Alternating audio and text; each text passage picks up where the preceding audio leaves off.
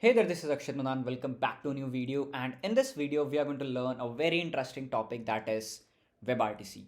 So, how do you actually make video calling applications, right? Or how do you actually make a video conferencing application? Or not just limited to video, but how do you create audio conferencing and audio calling applications, right? So WebRTC is the concept behind it. And it's a very interesting topic and it's very important topic if you are getting into backend development or system design learning, right? So, and it's not like that you have to do everything from the scratch. There are a lot of SDKs. Let's say you're building a video calling application, then you can definitely check out this 100ms. They are a third party company, and using their SDK or using their APIs, you can easily create a real time collaboration apps or video calling apps, video conferencing apps. Similarly, we have Agora SDK you can use for building a application where you can provide video conferencing feature to your users. And video calling and video conferencing has become a very important concept and important module in modern world applications, because in today's world you will find that any kind of social media application or where there is a community or two kinds of users are integrated or two kinds of users are there you have to provide an audio calling or a video calling thing, whether it's a chat application or a social media application. All right. Now, without wasting more time, we'll dive into the concept. So I won't go into the deepest parts of the computer networks. No, we won't go there. But I will explain you this topic, this WebRTC, to such an extent that you can explain this topic to anyone else, and you will be able to create your own video calling applications using any kind of SDK. So this video is for making you understand what technology these SDKs use. You don't have to create your own SDK, or you don't have to create everything from scratch. All of these things are written. You have to use those SDKs, but it is very important for you to know how these SDKs work behind the stage, right? So before we start, I have listed down all the resources that you need to know for going into the deepest part of these WebRTC protocols. I have formed a Nash.io community. You can join that community, and there I'm sharing all my paid and free resources. And do join that community and be a part of a great place, right? So let's start. So how to make video calling application? This is our question which we are going to answer in this video. Okay. Answer is WebRTC, Web Real-Time Communication. You will say that, hey, real-time communication can also be possible using, or is also possible using socket protocol. We learned that in the last video where we answered the question how to make a real-time chat application. Socket was the answer. WebSocket was the answer. That socket protocol also provide this real-time communication kind of a feature. But there we are talking about text. You can share text using socket protocol, and you can share like small chunks of data using socket protocol using a TCP connection. Now, what do I mean by TCP connection, right? So in computer networks, I'll just go into the basics. In computer networks, we have two kinds of protocols, internet protocols. One is your TCP and one is your UDP, right? In TCP, what happens is, let's say this is your client and this is your server, right? Whenever you are making an HTTP connection, that means you are making a TCP connection, right? In TCP connection, there is a guarantee that your data packets won't be lost. Let's say I'm sharing some data to my server and my server is giving me back some data. Let's say you are hitting www.akshatmadan.in on the internet. You are going to get some HTML and JS and CSS files back. It's guaranteed, right? Data packets won't be lost, right? Whatever files in whatever format they were uploaded to the server by me as akshatmadan.in owner, they will be received in that particular order and that particular manner and size and everything format to you as an end user who is consuming that website. No data packet will be lost. This is the advantage of TCP connection, right? Data won't be lost. We cannot afford data losing in this TCP connection. But another one is UDP protocol, right? Or UDP, right? So in UDP, what happens? Data packets can be lost. And all the video calling and video conferencing or audio calling and audio conferencing applications use this UDP protocol. They don't use this TCP connection, right? They make a UDP connection. And the example is, whenever you are doing a video calling or you are in a Google Meet, then sometimes you have to say, hey, am I audible? That means some kind of lag or some kind of data is lost. Or whenever you have switched on your camera and your friend has also switched on your camera, but let's say there is some poor internet connection is there, then the pixels will drop, right? Or quality will drop automatically. that means all data packets are getting lost, but that is fine. We're fine with it, right? You just want to see the faces, like blurry is also fine, and you just want to receive the audio even if the quality is not like 100% as it should be. That is totally fine. That is UDP. That means data packets can be lost, but connectivity will be there, right? So this was the basics of computer networks which you have to know. Otherwise, I don't think anything else is required to understand this video, right? So one thing we have just cleared that is WebRTC uses UDP, right? Not the TCP. Okay, fine. So WebRTC is mainly for audio data sharing and video data sharing, right? Or conferencing. Okay. So this is also clear. Let me just clear it up. Okay. Till here we are clear, right? So audio calling, video calling, real-time communication. Now, next thing that I want to teach is peer-to-peer, right? Peer-to-peer means our devices are communicating directly without having a server as a communication media between them, right? So what happens in TCP? You have a client, you have a server, and you have another client, right? Client are talking to server, and server is again talking to your client. So clients are communicating with each other through a server in between, right? This is how it works. The TCP works, right? You have a server in between which is acting as a communication medium between your clients or among your clients. But in this peer-to-peer connection, you only have your clients who are communicating directly without having a server interference in between, right? So this is the advantage of like WebRTC, or you can say peer-to-peer connection, that you don't need to have a server in between, right? Clients are communicating directly. Okay. Now we use peer-to-peer because it's the fastest way to transfer audio and video data, right? So this is what this is another point that you should know. Now the question is, server was there, that means the communication is possible between your clients. Let's say a server is not there. In peer-to-peer, server is not there. How will these clients communicate with each other? How will they know that, okay, I have to communicate with my friend's computer? Let's say my computer wants to communicate with my friend's computer. How will they communicate? How will they form a connection if you don't have a server in between, right? This is the question. Let's answer it. Okay, so connection, yes, you can build a TCP connection, right? But again, you need a server, and TCP connection we don't want to go ahead because you can actually afford data losing in this way. So yes, TCP is a reliable protocol. Your data will not be lost, right? But in this, like for this application, video calling and audio calling, not a suitable protocol. So we will cancel this out and let's go to the next slide.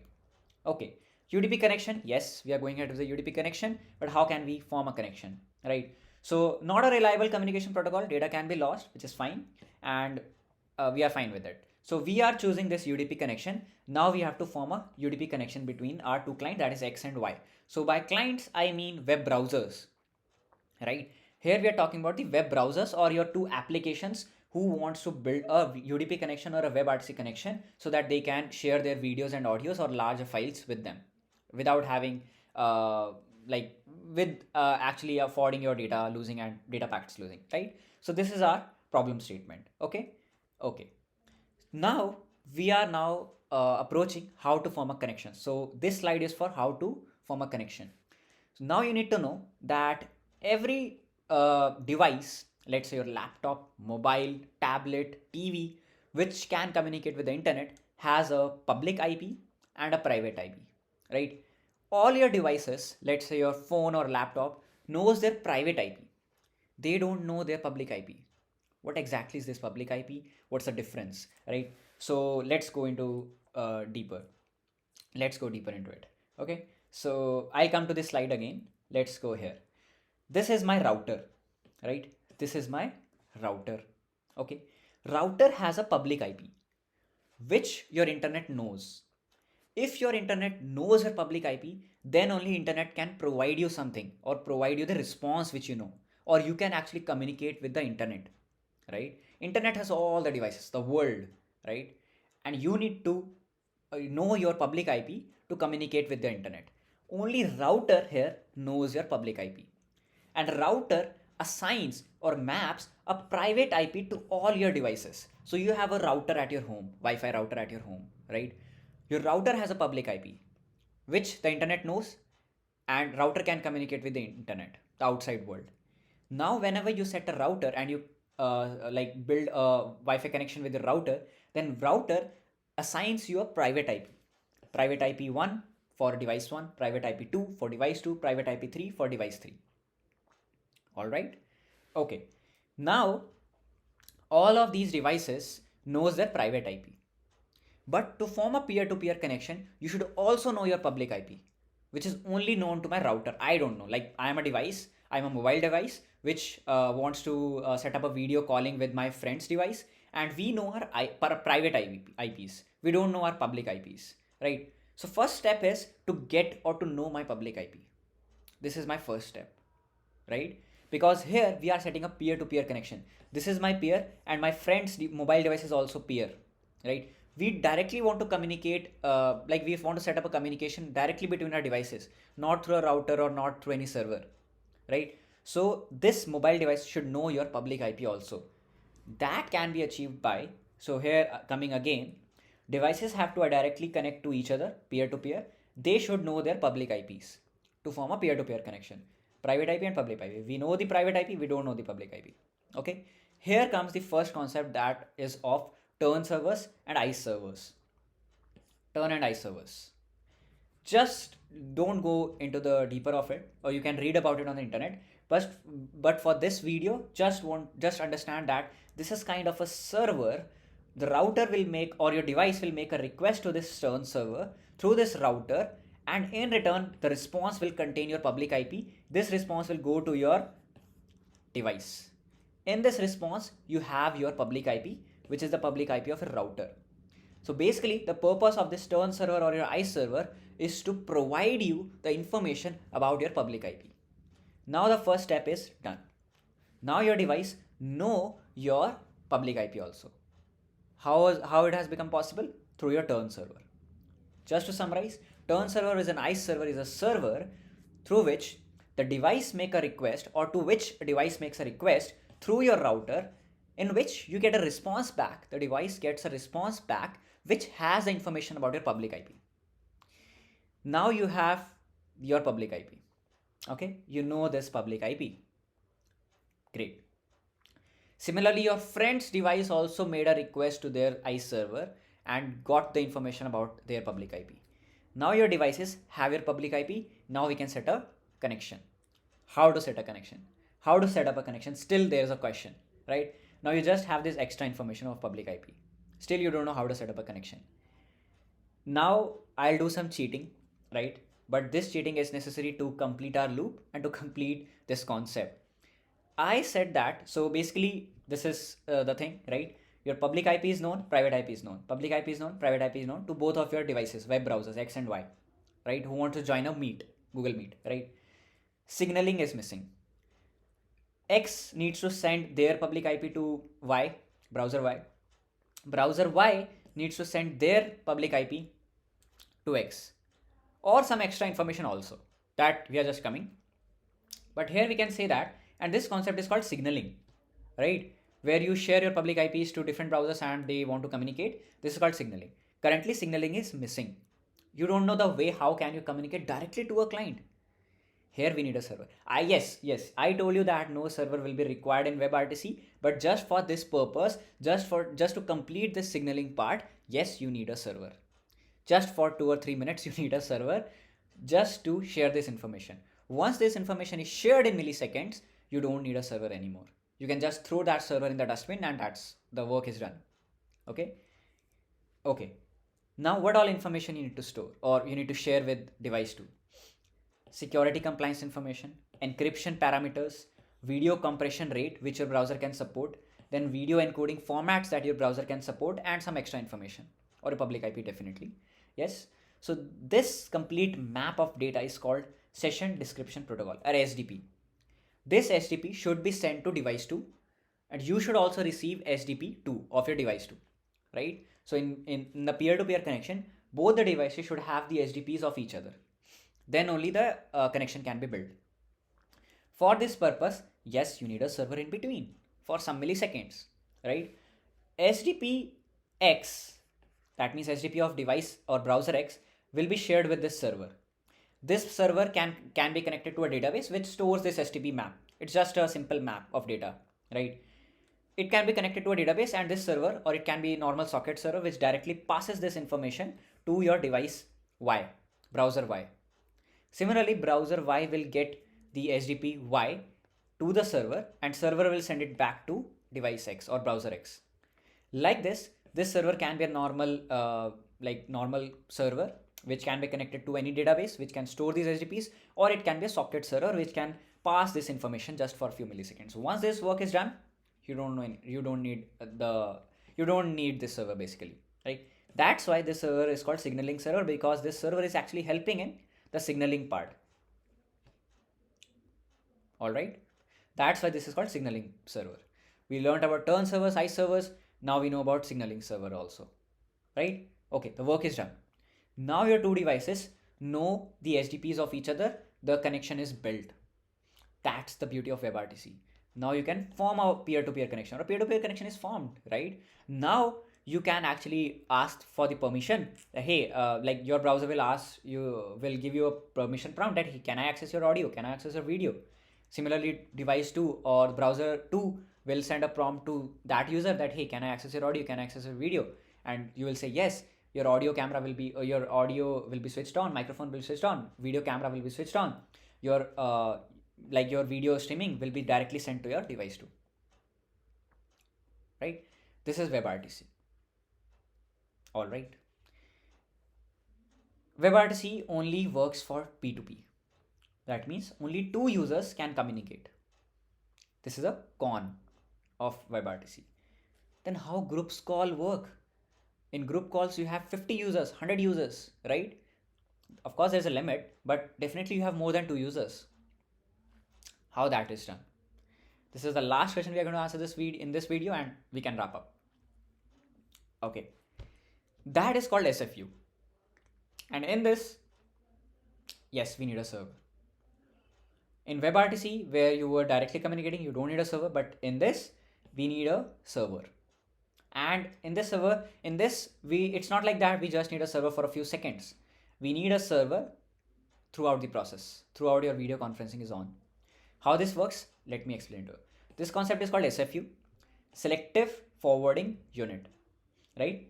All modern video chat applications, Zoom or like Google Meet, or in like Instagram also, you have this video calling, audio calling, use this SFU, right? In this, what happens is, you have your browsers, let's say browser 1, browser 2, browser 3, and browser 4. All of these 4 users, let's say you are 4 friends, and you want to set up a Google Meet. So yes, you can only set up a WebRTC connection with one user. So let's put a user in between as a common user. So this SFU browser or this SFU client, this is a client, not a server, right? This is a server, but it's a client, right? Will sit in between, and this can be hosted on AWS or Azure or GCP, right? And modern applications just set it up. This is called an SFU, right? This server or this client builds a WebRTC connection with all of your users, right? So let's say a new user joins you up. Let's say your new friends has joined you up, right? Then this SFU will form a connection with that user also, right? With that user also. And this SFU gives you back the complete frame, right? Let's say, so this is very important, right? So here you are a laptop device or you are a browser connected to a SFU. This is a SFU, right? You will send your video to this SFU. In return, you will get a complete video of all your 4 users, right? It's not like that this video is coming separately, this video is coming separately, this is coming separately, this is coming separately. No. This SFU has received all the 4 videos, and using some algorithm or using some service, it will form one single video of all the 4 videos, and it will return this back to you, back to your browser. Similarly, this frame will be returned back to all the users who are there in that Google Meet, right? that's how WebRTC works. And I am putting my pen down, and I think we are done for the day. You now know how WebRTC works or video calling applications work. If you want to make your own video calling applications, you can use a SDK, Agora SDK, or a 100 MS, and you can definitely set up a video calling mobile application or a web application within days or within like hours. But this concept is necessary as a software engineer to know, right? You should know how these things work. If you want me to make a video on a topic that you want to understand, put that in the comment section. I'll be happy to teach you, right? Yes, definitely we are going to have practical implementations of these things in like using like as a mobile app or a web app similarly soon. And definitely you can check out the resources which I've put in the in my NAS community. You can check the description link. And I hope you like this. So hit the like button and see you in the next video. Keep coding, keep innovating, and thanks a lot.